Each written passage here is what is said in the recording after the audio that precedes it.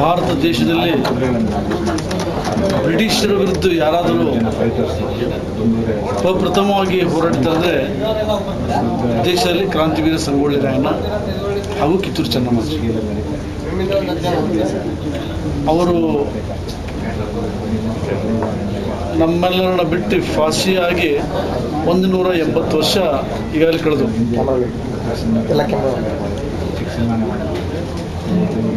ಅವರ ಯಾವತ್ತವರು ನಂದು ತಂದೆ ತಾಯಿ ಬಂಧು ಬಳಗ ಹೆಂಡತಿ ಮಕ್ಕಳಂದರೆ ದೇಶಕ್ಕೋಸ್ಕರ ಪ್ರಾಣ ಕೊಟ್ಟಂಥ ಪ್ರಪ್ರಥಮ ಪುರುಷ ಕ್ರಾಂತಿವೀರ ಸಂಗೊಳ್ಳಿ ರಾಯಣ್ಣ. ನಾನು ಇವತ್ತು ಯಾವುದೇ ಕೆಲಸ ಮಾಡಿದ್ರೂ ಕೂಡ ಸಂಗೊಳ್ಳಿ ರಾಯಣ್ಣ ಹೆಸರಿಟ್ಕೊಂಡು ಅವರ ಒಂದು ಸಮಾಧಿಗೆ ಅಭಿಷೇಕ ಮಾಡಿ ಕೆಲಸನ ಮಾಡ್ತೀನಿ. ಮಾಡಿ ಇವತ್ತು ನಾನು ಯಶಸ್ವಿಯಾಗಿದೆ ಅಂತ ಹೇಳಲಿಕ್ಕೆ ಇಚ್ಛೆಪಡ್ತೀನಿ. ಜೊತೆಗೆ 11 ವರ್ಷದಲ್ಲಿ ಕ್ರಾಂತಿವೀರ ಸಂಗೊಳ್ಳಿ ರಾಯಣ್ಣ 25 ಶಾಖೆಗಳ ಬ್ಯಾಂಕನ್ನು ಮಾಡಿ ಇವತ್ತು ನಾವು ಬೆಳಗಾವಿ ಜಿಲ್ಲೆಯಲ್ಲಿ ಕಷ್ಟದಲ್ಲಿರೋರಿಗೆ ಬಡವರಿಗೆ ಸಾಲ ಸೌಲಭ್ಯ ಕೊಟ್ಟು ಇವತ್ತು ನಾವು ಯಶಸ್ವಿಯಾಗಿ ಅವರ ಕುಟುಂಬ ನಡೆಸ್ತಕ್ಕಂಥ ಈ ಸಂಸ್ಥೆ ಮಾಡ್ತಾ ಇದೆ. ಜೊತೆಗೆ ಕ್ರಾಂತಿವೀರ ಸಂಗೊಳ್ಳಿ ರಾಯಣ್ಣ ಸಿನಿಮಾ ಮಾಡಬೇಕಂತ 15 ವರ್ಷದಿಂದ ಸತತ ಪ್ರಯತ್ನ ಮಾಡ್ತಾ ಇದ್ದೀವಿ. ಆದರೆ ಆ ಯೋಗ ಇವತ್ತು ಬಂದಿದೆ. ಆ ರಾಯಣ್ಣನ ತತ್ವ ಸಿದ್ಧಾಂತ ದೇಶಾಭಿಮಾನ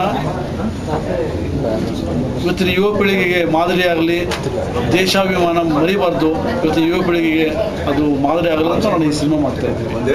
ಇಷ್ಟು ಸರ್, ಉಡುಗೆ ತೊಡುಗೆಗಳು ಯಾಕಂದರೆ ಈಗಿನ ಕಾಲದಲ್ಲಿ ತುಂಬ ಕಷ್ಟ ಇರುತ್ತೆ. ಆಮೇಲೆ ಅದನ್ನು ಹೊಂದಿಸ್ಕೊಳ್ಳೋದು ಭಾಳ ಕಷ್ಟ ಇರುತ್ತೆ. ಅದು ಪ್ರಿಪ್ರೇಷನ್ ಏನು ನಡೀತಾ ಇದೆ?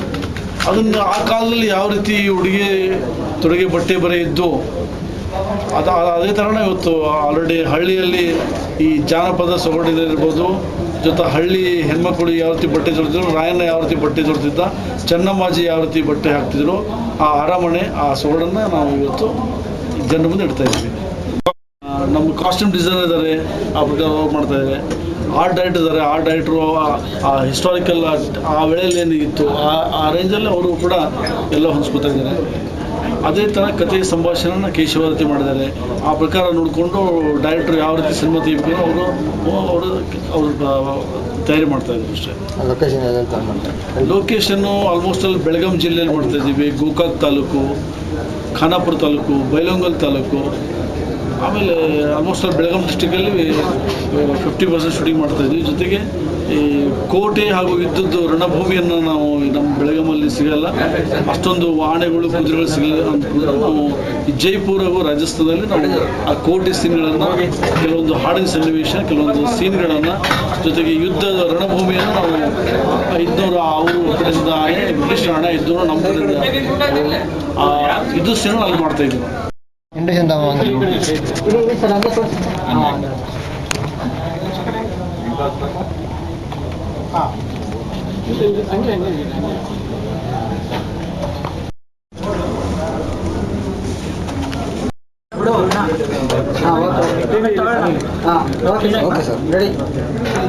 ಸರ್ ಹತ್ರ ಬನ್ನಿ, ಪ್ರೊಡ್ಯೂಸರ್ ಸರ್ ಚೇಂಜ್ ಮಾಡ್ಕೊಳ್ಳಿ.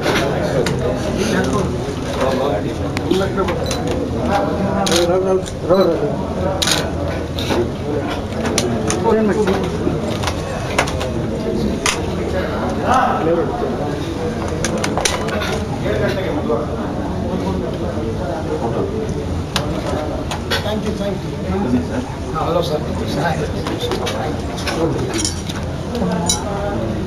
ಸರ್ ಆ್ಯಕ್ಚುಲಿ ಅದು ಎಲ್ಲರಿಗೂ ಸಿಗಲ್ಲ ಸರ್. ಈಗ ನಾವು ಆಫೀಸ್ ತೊಗೊಂಡೋಗಿ ಬಂದು ಅದನ್ನು ಕ್ಲೀನಾಗಿ ಪ್ರಿಪ್ರೇಷನ್ ಅಂತ ಹೇಳಿದಾಗ ಒಂದು ಐತಿಹಾಸಿಕ ಚಿತ್ರ ಅಂದಾಗ ಚಿತ್ರ ಮಾಡೋದಕ್ಕೆ ಸಾಕಷ್ಟು ಶಕ್ತಿ ಬೇಕು. ಆ ಶಕ್ತಿಯನ್ನು ಕೊಡೋಕ್ಕೆ ನಮ್ಮ ಆನಂದ್ ಅಬ್ಗೋಳ್, ನಮ್ಮ ನಿರ್ಮಾಪಕರು ಅವರೇ ಈ ಚಿತ್ರದ ಶಕ್ತಿ. ನಮ್ಮ ಕೇಶವಾದಿತ್ಯ ಅಂತ ನಮ್ಮ ರೈಟರು, ಎಕ್ಸಿಕ್ಯೂಟಿವ್ ಪ್ರೊಡ್ಯೂಸರು ಅವರು ಆನಂದ್ ಅಬ್ಗೋಳ್ ಮತ್ತು ಕೇಶವಾದಿತ್ಯನೇ ಈ ಚಿತ್ರದ ಶಕ್ತಿ ಅಂತ ಹೇಳೋಕ್ಕೆ ನಾನು ಇಷ್ಟಪಡ್ತೇನೆ. ಪ್ರಿಪರೇಷನ್ ಅಂತ ಹೇಳಿದಾಗ ಈ ಚಿತ್ರವನ್ನು ನಾವು ಮಾಡಬೇಕು ಅಂತ ಹೊರಟಾಗ 7-8 ವರ್ಷದಿಂದ ಕೆಲಸ ಮಾಡೋದು ಯಾಕೆ ನನಗೆ ಆಗಲಿಲ್ಲ. ಅದೇ ನಂತರ ನಮ್ಮ ಕೇಶವಾದಿತ್ಯ ಸ್ನೇಹ ಸಿನಿಮಾ ಮಾಡಬೇಕಾದ್ರೆ ನಾವು ಅವ್ರು ಮಾಡಿದ ಕಥೆ ನಾವು ಜೊತೆಯಲ್ಲಿ ಸೇರಿ ಒಂದು ದೊಡ್ಡ ಪ್ರಿಪರೇಷನ್ ಮಾಡಿ ಸುಮಾರು ಅವರು 9 ವರ್ಷದಿಂದ ಅವರು ವರ್ಕ್ ಮಾಡಿದ್ದಾರೆ. ನಾವು ವರ್ಷದಿಂದ ನಾವು ಜೊತೆಗೆ ಸಾಕಷ್ಟು ಪ್ರಿಪ್ರೇಷನ್ನ ಮಾಡಿ ಸ್ಕ್ರಿಪ್ಟ್ ವೈಸ್ ಏನಾಗ್ತದೆ ಅಂದರೆ ಒಂದು ಹಿಸ್ಟಾರಿಕಲ್ ಸಿನಿಮಾ ಮಾಡಬೇಕು ಅಂತ ಹೋದಾಗ ವೇಸ್ಟೇಜ್ ಜಾಸ್ತಿ ಇರ್ತದೆ.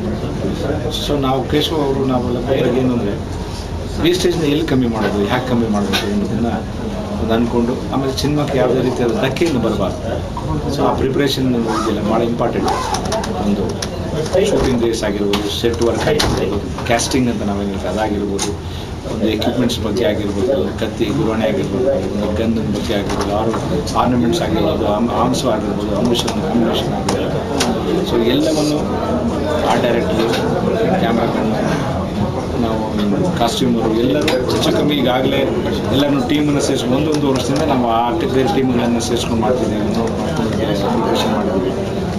ಲೊಕೇಶನನ್ನು ಆಗಲೇ 8-9 ತಿಂಗಳಿಂದ ಲೊಕೇಶನ್ನ ನೋಡಿ ಫೈನಲೈಸ್ ಮಾಡಿದ್ವಿ ನಾವು. ಬೆಳಗಾಂ, ಗೋಕಾಕ್, ಬೆಳಗಾಂ ಜಿಲ್ಲೆ ಸುತ್ತಮುತ್ತ ಮಾಡ್ತಕ್ಕಂಥ ರಾಯಣ್ಣ ಓಡಾಡಿದ ಕೆಲವು ಸ್ಥಳಗಳಲ್ಲಿ ಅಥೆಂಟಿಕ್ಕಾಗಿ ರಾಯಣ್ಣ ಎಲ್ಲಿ ಓಡಾಡಿದ್ರು ಆ ಜಾಗದಲ್ಲೂ ನಾವು ಮಾಡಬೇಕು ಅಂತ ಹೊಟ್ಟಿದ್ವಿ ನಾವು. ಜೈಪುರಲ್ಲಿ ಯಾಕೆ ಅಂತಲೇ ಕೇಳಬೇಕು, ಯಾಕಂತಂದರೆ ಜೈಪುರ ಬಂದಾಗ ನಮಗೆ ಕುದುರೆಗಳು ಬೇಕಾಗುತ್ತೆ, ಆನೆ ಬೇಕಾಗುತ್ತೆ. ನಮಗೆ ಸಾಕಷ್ಟು ಒಂದು 600-700 ಕುದುರೆಗಳು ಬೇಕು, ಆನೆಗಳು ಬೇಕು. ಅದು ನಮಗೆ ಕರ್ನಾಟಕದಲ್ಲಿ ಕಷ್ಟ, ಒದಗಿಸೋದು ಕಷ್ಟ. ಆದ್ದರಿಂದ ಒಂದು ವಾರ ಎಪಿಸೋಡ್ ತೆಗೆಯಕ್ಕೆ ಆ ಥರ ವೈಡ್ ಏರಿಯಾ, ವೈಡ್ ಜಾಗ ಜೈಪುರಲ್ಲಿ. ಸೊ ಅದಕ್ಕೆ ನಮ್ಮ ಜೊತೆ ಇರ್ತಕ್ಕಂಥ ಒಂದು ದೊಡ್ಡ ಸಂಸಾರ ಅಂತ ಹೇಳೋಕ್ಕೆ ಇಷ್ಟಪಡ್ತೀನಿ. ಸೊ ಸಂಗೊಳ್ಳಿ ರಾಯಣ್ಣ ಅಂತಂದಾಗ ಇತಿಹಾಸದ ಹಿಂದೆ ನಾವು ಹೋಗ್ಬೇಕಾಗಿ ಬರುತ್ತೆ. ಆ ಇತಿಹಾಸದ ಹಿಂದೆ ಹೋದಾಗ ರಾಯಣ್ಣ ಹೇಗಿದ್ದರು, ಸಂಗೊಳ್ಳಿ ರಾಯಣ್ಣ ಹೇಗಿದ್ದರು, ಅವರಿದ್ದಂಥ ಸ್ಟೇಚರ್ ಆಗಿರ್ಬೋದು, ಗೆಟಪ್ಸ್ ಆಗಿರ್ಬೋದು, ಅದನ್ನು ಒಂದು ನಮ್ಮ ಸಿನಿಮಾಕ್ಕೆ ಅಳವಡಿಸ್ಕೊಂಡು, ಅಂದರೆ ಅಲ್ಲಿಗೂ ಧಕ್ಕೆ ಬರೋದಿಲ್ಲ, ಕಮರ್ಷಿಯಲ್ ಆಗೂ ಇದ್ದು ಪ್ರತಿಯೊಂದು ಒಂದು ಪ್ಯಾರಲ್ ಆಗಿರತಕ್ಕಂಥದ್ದು ಒಂದು ಏನು ಬೇಕು ಅದು ಅಥೆಂಟಿಸಿಟಿಗೆ ಇನ್ನೂ ಭಾಳ ಮುಖ್ಯವಾಗಿ ಇರ್ತಕ್ಕಂಥದ್ದು ಗೆಟಪ್ ಬಂದಾಗ. ಸೊ ನಾವೊಂದು 20 ಗೆಟಪ್ಗಳನ್ನು ನಾವು ಲೈನ್ ಡ್ರಾಯಿಂಗ್ ಅಂತ ಏನು ಹೇಳ್ತೀವಿ, ಆ ಲೈನ್ ಡ್ರಾಯಿಂಗನ್ನು ನಾವು ಮಾಡಿದ್ವಿ.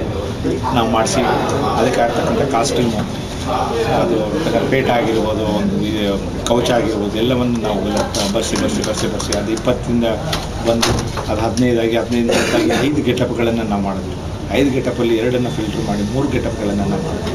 ಅಂದರೆ ಅವ್ರ ವೀಕ್ನ ಇರ್ತಕ್ಕಂಥ ಗೆಟಪ್ಪು ಅದು ಹೇರ್ಸು ಏನಾಗ್ತದೆ ಅಂದರೆ, ಒನ್ಸ್ ನೀವು ಪೇಟ ಕಟ್ಟಿದಾಗ ಬೇರೆ ಥರ ಇರುತ್ತದೆ, ಪೇಟವನ್ನು ತೆಗೆದಾಗ ಬರೀ ಹೇರ್ಸ್ ಇದ್ದಾಗ ಹಾರ್ಸ್ ರೈಡಿಂಗ್ ಬರುವಾಗ ಅಲ್ಲಿರ್ತಕ್ಕಂಥ ನಾವು ಇರ್ತಕ್ಕಂಥ ಕಂಪೋಸ್ ಮಾಡ್ತಕ್ಕಂಥ ಶಾರ್ಟ್ ಆಗಿರ್ಬೋದು, ಸ್ಲೋ ಮೋಷನಲ್ಲಿ ಬರೋದಾಗಿರ್ಬೋದು, ಫಾಸ್ಟಾಗಿ ಬರ್ತಕ್ಕಂಥದ್ದಾಗಿರ್ಬೋದು, ಹಲವಾರು ರೀತಿಯಾದ ಬಂದಾಗ ಹೇರ್ ಸ್ಟೈಲ್ ಆಗಿರ್ಬೋದು, ಲುಕ್ಸ್ಗೆಲ್ಲ ಮೀಸೆ ಆಗಿರ್ಬೋದು. ಇದಕ್ಕೆ ನಾವೆಲ್ಲ ಮಾಡಿದಾಗ 3 ಗೆಟಪ್ನಲ್ಲಿ ಮಾಡಿ 1 ಗೆಟಪ್ನ ನಾವು ಫೈನಲ್ ಮಾಡಿದ್ವಿ. ಅದನ್ನೇ ನೀವು ಇದು ನೋಡ್ತಾ ಇದ್ದೀವಿ. ಅದನ್ನು ಮಾಡಿ ನಾವು ಫೋಟೋ ಸೆಷನ್ ಮಾಡಿದ್ವಿ. ನಾವು ಒಂದು 3 ದಿವಸ ಫೋಟೋ ಸೆಷನ್ ಮಾಡಿ ಆ ಫೋಟೋ ಸೆಷನ್ ಬಂದಂಥ ಅಕಸ್ಮಾತ್ ಏನಾರ ಮಿಸ್ಟೇಕ್ಸ್ ಇದೆಯಾ ಏನಿದೆ ಅಂತ ಅದು ಕರೆಕ್ಷನ್ ಮಾಡೋಕ್ಕೋಸ್ಕರ ನಾವು ಪ್ರಿಪ್ರೇಷನ್ ಆಗಿ ಒಂದು ಹೆಚ್ಚು ಕಮ್ಮಿ ಸುಮಾರು 3 ದಿವಸವನ್ನು ಫೋಟೋಸೆಷನ್ ಮಾಡಿದ್ವಿ. ಅದೇ ರೀತಿಯಾಗಿ ನಮ್ಮ ಬೇರೆ ಆರ್ಟಿಸ್ಟು ಶ್ರೀನಿವಾಸ ಮೂರ್ತಿ, ರಮೇಶ್ ಭಟ್ಟು, ದೊಡ್ಡಣ್ಣ, ಅವಿನಾಶ್, ಶಶಿಕುಮಾರ್ ಎಲ್ಲ ಪಾತ್ರಗಳ ಗೆಟಪ್ಗಳನ್ನು ನಾವು ವರ್ಕ್ಶಾಪ್ ಅಂತ ಒಂದು ಮಾಡಿದ್ವಿ. ನಾವು ಆ ವರ್ಕ್ಶಾಪಲ್ಲಿ ಎಲ್ಲ ಆರ್ಟಿಸ್ಟ್ಗಳನ್ನು ಕರೆದು ಎಲ್ಲರಿಗೂ ಗೆಟಪ್ಸನ್ನು ಹಾಕಿ ಅವರು ಡೈಲಾಗ್ ಹೇಳೋ ರೀತಿ, ಈ ರೀತಿ ಅವ್ರ ಗೆಟಪ್ ಬಗ್ಗೆ ನಡೆ ಎಲ್ಲವನ್ನು ಅವರಿಗೆ ನಾವು ಪ್ರಿಪರೇಷನನ್ನು ಮಾಡಿ ವರ್ಕ್ಶಾಪನ್ನು ಮಾಡಿದ್ದೀವಿ. ಜೊತೆಲಿರ್ತಕ್ಕಂಥ ಟೆಕ್ನಿಷಿಯನ್ಸ್ ಯಾವ ರೀತಿಯಾಗಿರಬೇಕು, ಯಾವ ರೀತಿ ಮಾಡಬೇಕು ಅನ್ನೋದೆಲ್ಲ ಫಾರ್ಮೆಟಲ್ಲಿ ಪ್ರಿಪೇರ್ ಆಗಿದ್ದೀವಿ. ಪ್ರೊಡ್ಯೂಸರ್ ಆನಂದ್ ಅಪ್ಪಗಳಿಗೆ, ಡೈರೆಕ್ಟರ್ ನಾಗಣ್ಣ ಅವ್ರಿಗೆ, ಹಾಗೆಯೇ ಕೇಶವ್ ಅವ್ರಿಗೆ. ಯಾಕಂದರೆ ಈ ಪಾತ್ರಕ್ಕೆ ನನ್ನನ್ನು ಸೆಲೆಕ್ಟ್ ಮಾಡೋದು. ಯಾಕಂದರೆ ಸುಮಾರು ಸಿನಿಮಾ ಏನಾಗುತ್ತೆ, ನಮ್ಮ ಹತ್ರ ಬಂದು ಕೇಳಿ ಆಮೇಲಿಂದ ಕತೆ ಮಾಡ್ತಾರೆ. ಕತೆ ಮಾಡಿದ್ಮೇಲೆ ದರ್ಶನ್ ಸೆಲೆಕ್ಟ್ ಮಾಡ್ತಾರೆ. ಅದಕ್ಕೋಸ್ಕರ ತುಂಬಾ ಥ್ಯಾಂಕ್ಸ್ ಅಂತ. ಒಂದೇನಂತಂದರೆ ಅವಾಗ ಹೇಳ್ಬಿಟ್ಟೆ, ಆಯಿತು ಸರ್ ಮಾಡ್ತೀನಿ, ಖಂಡಿತ ಮಾಡ್ತೀನಿ ಅಂತ ಹೇಳ್ಬಿಟ್ಟೆ.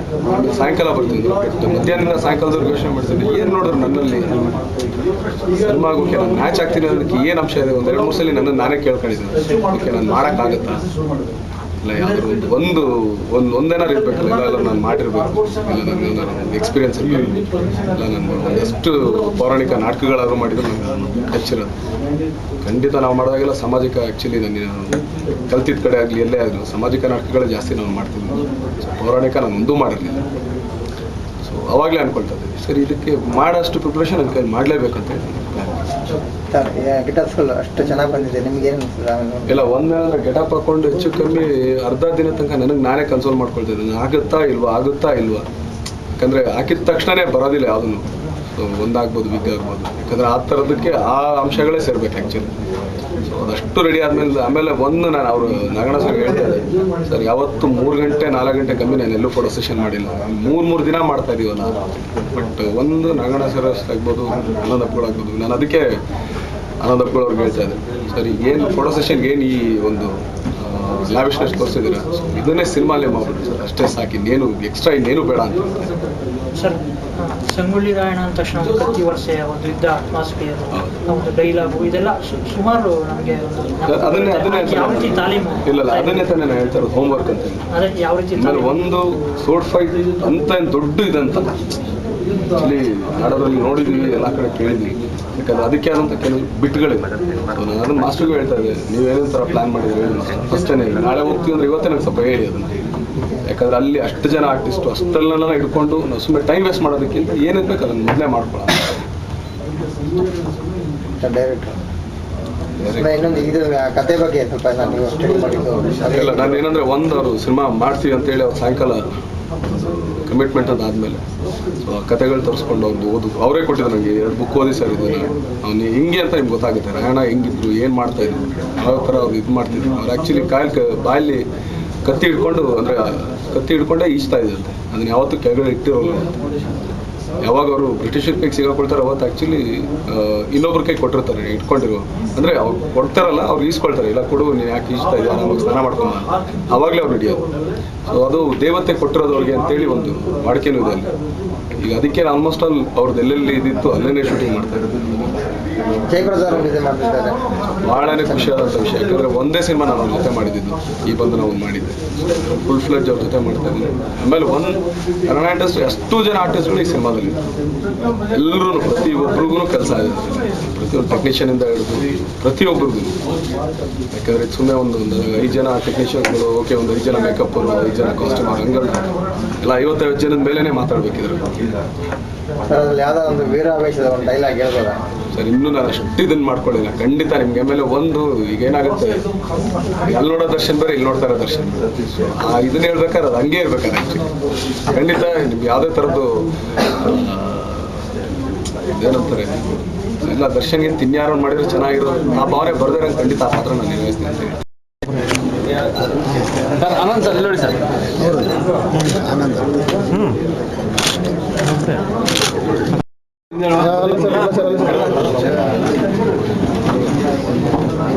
ಓಕೆ ರೆಡಿ ಸರ್, ನೀವು ಕರೆಕ್ಟಾಗಿದೆ ಸರ್, ಹಿಂದೆ ಬನ್ನಿ ಸರ್,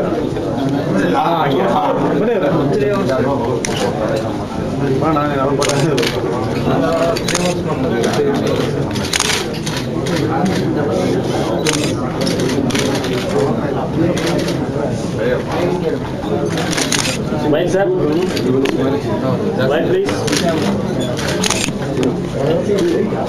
Sorry. ನಿನ್ನೆಯಿಂದ ಹೇಳ್ತಾನೆ ಇದೆ ಫೋಟೋ ಸೆಷನ್ ಅಲ್ಲಿ ಬೇರೆ ಹೇಳಿ ಅವ್ರು ಬೇರೆ